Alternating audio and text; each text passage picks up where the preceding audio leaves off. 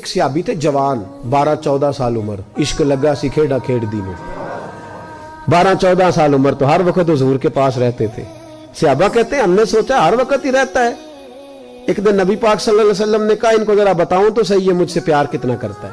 صحابہ کو تجربہ کرانے کے لیے حضور نے اس سے کہا مجھ سے پیار کرتے ہو؟ اس نے کہا بیبا آپ کو پتہ ہی ہے سارا. تو حضور نے فرمایا جاؤ اپنے باپ کی گردن کاٹ کے لاؤ. کس کی؟ اوکھا جے بابا کام. ہاں اپنے باپ کی گردن کاٹ کے لاؤ. 12-14 سال عمر, چھلانگ لگائی. مسجد نبوی کے دروازے پر مولا علی شیر خدا کھڑے تھے. ان کی گردن میں تیر کمان تلوار تھی, کھینچی تلوار. اور جب دوڑے نا جذبات میں تو حضور نے فرمایا اسے پکڑ لاؤ, اس نے سچ مچ کاٹ کے لے آنی ہے. لے آؤ پکڑ کے. عاشق نزاکت جانتے ہیں. حضرت طلحہ بن برا بیمار ہو گئے.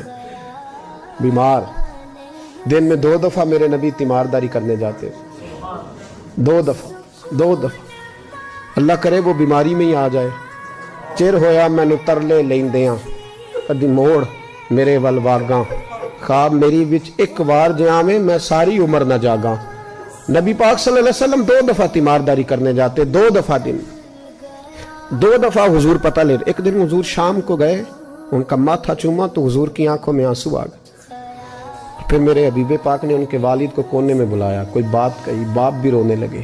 حضور نے پھر پیار کیا, چلے گئے. حضرت طلحہ اپنے ابا جی سے کہنے لگے حضور کیا کہہ کے گئے؟ کہا بیٹے کچھ نہیں. کہا نہیں مجھے بتائیں. کچھ نہیں, رشتہ ہی بڑا نازک, نہیں بتائیں. تو باپ نے سر پہ ہاتھ رکھا, کہا حضور کہہ گئے ہیں تو آج شام کو فوت ہو جائے گا. اور جب حضور نے کہا جب اس کا انتقال ہو جائے تو مجھے خبر کرنا. والد کو چارپائی پہ بٹھا کے تو حضرت طلحہ نے ہاتھ پکڑ لیا. عشق تیاگ دو میں ایک برابر, پر عشق دا سیک ودھیرا. اگ تے ساڑے ککھ تے کانے, عشق ساڑے تن میرا. او اگ دا دارو می تے پانی, مینوں کوئی دسے عشق دا دارو کیڑا. بلے شاہ اتھے کچھ نہیں بچدا جتھے عشق ہوراں دا ڈیرا. ہاتھ پکڑا باپ کا اور کہنے لگے ابا جی ایک وعدہ کرو, رات کو جب میں فوت ہو جاؤں تو نبی پاک کو اطلاع نہیں دینی. خبر. کہا بیٹے حضور کہہ گئے ہیں دینی ہے, تو کہتا نہیں دینی, کیوں؟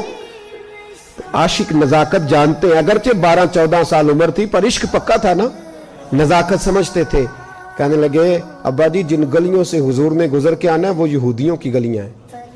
ایسا نہ ہو میرے جنازے کی خاطر حضور گزرے اور کوئی میرے نبی کو تکلیف دے دے, اس لیے خبر نہیں کرنی مصطفیٰ کو. آپ جنازہ پڑھ کے دفنا دینا. رات کو انتقال ہوا, باپ نے جنازہ پڑھا, دفن کیا. سارا کچھ جاننے والے رسول آئے. کہا مجھے بتایا کیوں نہیں؟ عرض کی محبوبہ.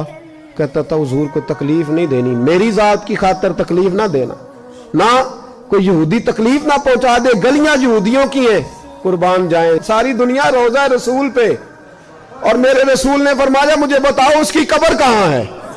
ساری دنیا روضہ رسول پہ, اور نبی پاک اس غلام کی قبر پہ کھڑے آنسو بہہ رہے ہیں. صحابہ کہتے ہیں ہر قبر پہ دعا یہ ہوتی تھی یا اللہ قبر کشادہ کر دے, یا اللہ اس کا حساب آسان کر دے. یہاں دعا بھی انوکھی, اس کے لیے دعا بھی انوکھی, رشتہ ہی بڑا نازک ہے. میرے نبی پاک نے دعا بڑی انوکھی فرمائی. کہا اے اللہ جب میرے طلحہ کی تیرے ساتھ ملاقات ہو تو ذرا اس سے مسکرا کے ملنا, وہ تیری شان کے لائق ہے, ذرا اس سے مسکرا کے ملنا. کہتے ہیں وجد ہو گیا تاری, اس لیے کہ جو رشتہ نبی کا امتی سے ہے اور امت کا رسول سے ہے اس کی نزاکت کو صرف غلام جان سکتے ہیں. غلام جان. میں نے پچھلے جمعے بھی کہا تھا, مجھے ایک شخص کہنے لگے آپ بتیاں لگاتے ہیں, جھنڈیاں لگاتے ہیں. میں نے کہا بس نہیں چلتا, ہم تو تارے بھی لگا دیں, ہمیں ہمارا پتہ ہی نہیں. میرا دل کرتا ہے گلی گلی پھروں اور یہ نعرہ لگاؤں جان ہے عشق مصطفیٰ, روز فضو کرے خدا, جس کو ہو درد کا مزہ وہ نازے دوا اٹھائے کیوں, اور پھر کے گلی گلی تباہ ٹھوکریں سب کی کھائے کیوں. اگر دل کو یہ عقل دے خدا تو تیری گلی سے جائیں